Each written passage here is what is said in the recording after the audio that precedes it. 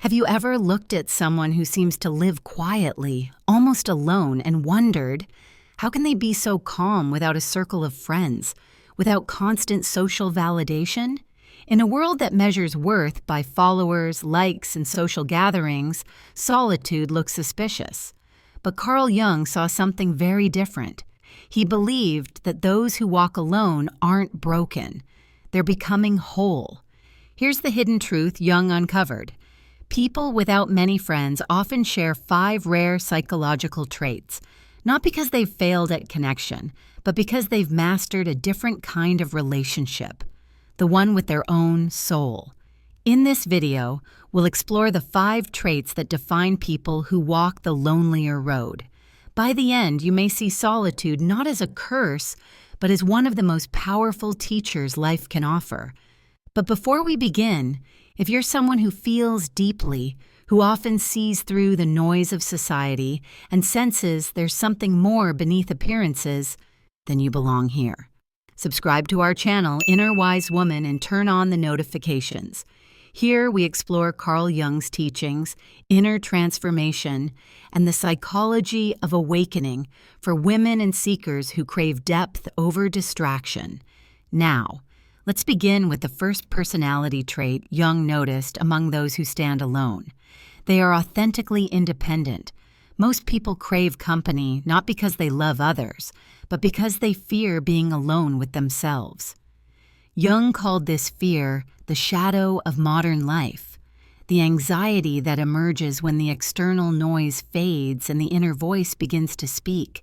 But people without many friends, they've already faced that silence.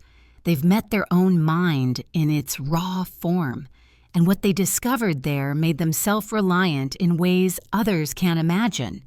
This independence isn't arrogance, it's inner freedom. These individuals don't need validation because they draw meaning from within. Jung would say they've begun the process of individuation, the sacred journey of separating from collective expectations to discover one's true essence. They move through the world like quiet flames, steady, contained, self-fueled. While others seek mirrors in the eyes of the crowd, these souls have already found one in the depths of their own unconscious. But this independence comes with something deeper still, a second trait that most people misinterpret. It's not just that they don't need others, it's that they're selective, almost intuitively so. And in the next section, we'll explore why their solitude is not rejection of others, but reverence for what's real. Most people think that those who have few friends are cold, distant, or socially awkward, but Jung would say that isn't true at all. The second trait of people who live in solitude is their rare selectiveness, not in a superficial sense, but in a deeply psychological one. They don't avoid people, they avoid shallowness. They have little tolerance for what Jung called collective personas, the masks people wear to survive social life. When you see through those masks, it becomes hard to play along. These individuals crave authenticity like oxygen. They can't fake interest in conversations that circle endlessly around gossip, trends, or appearances. Their energy simply doesn't align with it. So rather than forcing connections that feel empty, they choose quiet. To most of society, this looks like isolation, but Jung understood it as a sign of psychological maturity. It's the moment when a person no longer seeks the crowd's approval because they've begun to listen to the deeper voice of the self. And here's the paradox. The fewer people they allow close, the deeper those relationships tend to be. When they do connect, it's soul to soul, not persona to persona. They aren't looking for people to pass time with. They're looking for resonance, for that rare vibration that feels like truth. Jung once wrote that loneliness doesn't come from having no people around you. It comes from being unable to communicate the things that matter most. For the solitary soul, this is the quiet ache that shapes them. They long to speak about meaning, transformation, dreams, synchronicities, and the patterns behind life, but few can meet them there. So instead, they cultivate a kind of sacred silence, an inner temple where truth can live undisturbed. And in that silence, something extraordinary happens. They begin to discover themselves more fully. Their loneliness becomes the soil of self-knowledge. They start noticing their own emotions, tracking their inner landscape with a clarity that others rarely experience. Jung would say they are listening to the whisper of the unconscious. This brings us to the third trait, one that transforms solitude from emptiness into revelation. Those who have few friends possess an unusual depth of introspection. They don't just think, they observe their thoughts. They don't just feel, they study their feelings. It's this capacity for introspection that turns isolation into insight. And in the next part, we'll see how their solitude becomes the doorway to wisdom, not weakness. When Jung explored the inner world of solitude, he discovered something remarkable. Those who spend long periods alone develop an expanded awareness of their own psyche. They become explorers of the unseen, travelers of their inner terrain. This third trait, deep introspection, is what turns isolation into initiation. Most people run from silence because silence exposes the truth. When you're alone, there's no one left to distract you from yourself. The unhealed wounds, the unfinished stories, the repressed desires, they all rise to the surface. But people with few or no friends have learned to face that rising tide instead of drowning in it. Through solitude, they develop what Jung called inner dialogue with the unconscious. They begin to interpret their dreams, notice synchronicities, and trace patterns in their emotional life. Each insight becomes a message from the deeper self, the eternal aspect of psyche that guides growth and transformation. For them, loneliness is not a void, it's a mirror. They don't just see what's broken, they see what's trying to be born. And here's what's truly profound. This level of introspection often births creativity and originality. Jung observed that solitude activates the imagination because the unconscious finally has space to speak. When the noise of the crowd fades, inspiration flows freely. Writers, artists, thinkers, and mystics often carry this same trait. They live on the edges of society, not because they reject it, but because they see beyond it. Their solitude is the forge where insight takes shape. In Jung's words, the privilege of a lifetime is to become who you truly are. For these individuals, time alone is that privilege.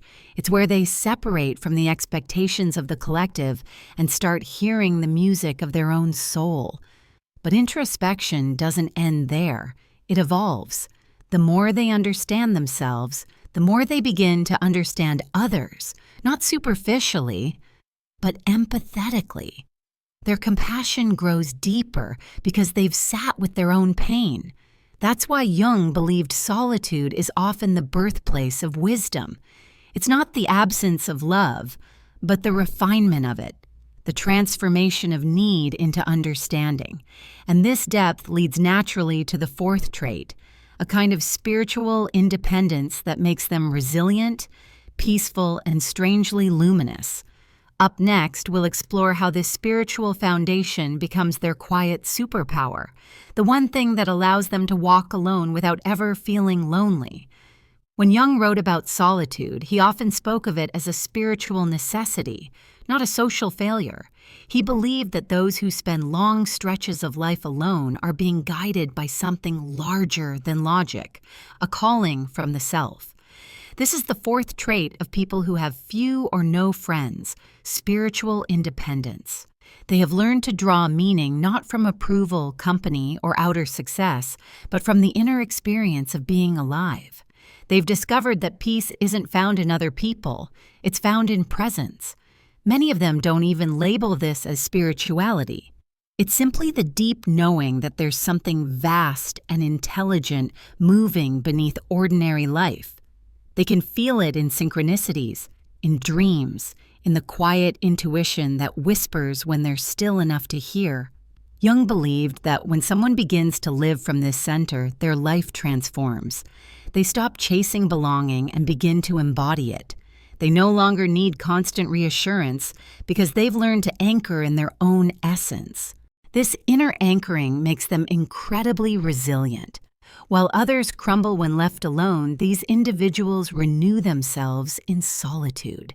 They turn inward for guidance, finding strength in reflection instead of distraction. You'll often notice this quiet energy in them, not pride, not aloofness, but a peaceful self-containment. They move slower, listen deeper, and seem to exist just slightly out of sync with the restless rhythm of the world.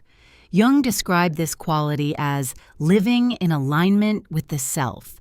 It's a psychological maturity that few reach, where the ego no longer fights for dominance, but cooperates with something wiser inside. Because of this, their solitude stops being loneliness. It becomes communion. Instead of feeling cut off, they feel connected to nature, to symbols, to dreams, to the pulse of existence itself. And yet, this independence isn't isolation. In fact, it's what allows them to love more purely. Because once you no longer need people to fill your emptiness, you can finally meet them without agenda. From this place of wholeness, they become quiet healers in the world, people who radiate steadiness wherever they go. And that brings us to the fifth and final trait, perhaps the most misunderstood of all, the ability to transform loneliness into spiritual evolution. Before we explore that final insight, if these ideas resonate with you, if you see parts of yourself in this reflection, remember to subscribe to Inner Wise Woman. Join our community of thinkers, seekers, and women walking the path of depth, wisdom, and individuation. Because solitude isn't emptiness, it's preparation. The final trait of people who have few or no friends, according to Carl Jung, is perhaps the most beautiful one. They turn loneliness into transformation. For most, loneliness feels like exile, a punishment, a sign that something's wrong. But for these souls, it becomes the path home. Jung understood solitude as the crucible where the ego is dissolved and the self is reborn. It's the place where every mask falls away, and what remains is essence. These individuals begin to experience their aloneness not as isolation, but as initiation. Through the quiet, they come face to face with the vastness within them, the eternal part that never needed validation to exist, and from that encounter, they begin to evolve. Jung called this process individuation, the unfolding of the true self. For many, this begins only after the noise of constant connection fades away. In the stillness of solitude, they finally meet the parts of themselves they once abandoned to fit in.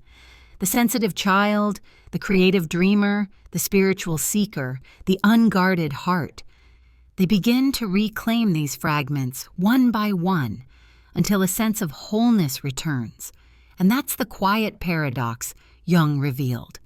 The person who learns to be alone without fear eventually becomes the person most capable of love. Because real love doesn't come from need, it comes from fullness. As they evolve, they also begin to see the world differently. Time slows. Ordinary moments take on depth.